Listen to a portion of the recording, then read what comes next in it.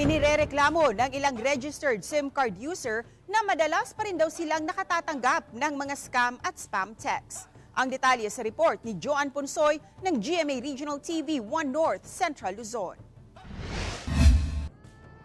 3 beses daw na nagpalit ng SIM card si Bong ng Dagupan City. Mula raw noong nagpa-register siya ng SIM card, dumami raw ang nagtitext at tumatawag sa kanya na hindi naman niya kakilala. May mga tumawag tapos may mga nanghihingi daw ako ng pera kasi daw may nangyari daw no ganun. Hanggang sa totally na inalis ko na yung SIM card ko na yon.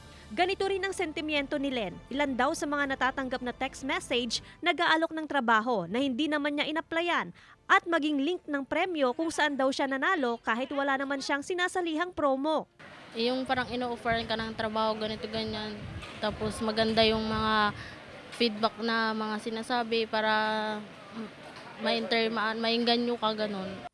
Anila, parang mas dumami nga raw ang scam texts at spam messages na kanilang natatanggap simula nang magparehistro ng SIM card. Base sa record ng National Telecommunications Commission o NTC Region 1, mula Enero hanggang May 16, 2024, umabot na sa 46 na reklamo ang kanilang natanggap kaugnay sa scam at spam texts. Ang sa amin naman, wala naman kasi tayong enough na data nga to say na nang dahil yan sa SIM registration.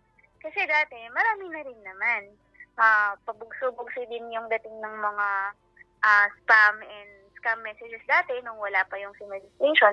Para maiwasang maging biktima ng scam text at spam messages, payo na rin ng National Telecommunications Commission, tandaan ang acronym na BIRD: Block, Ignore, Report, at Delete.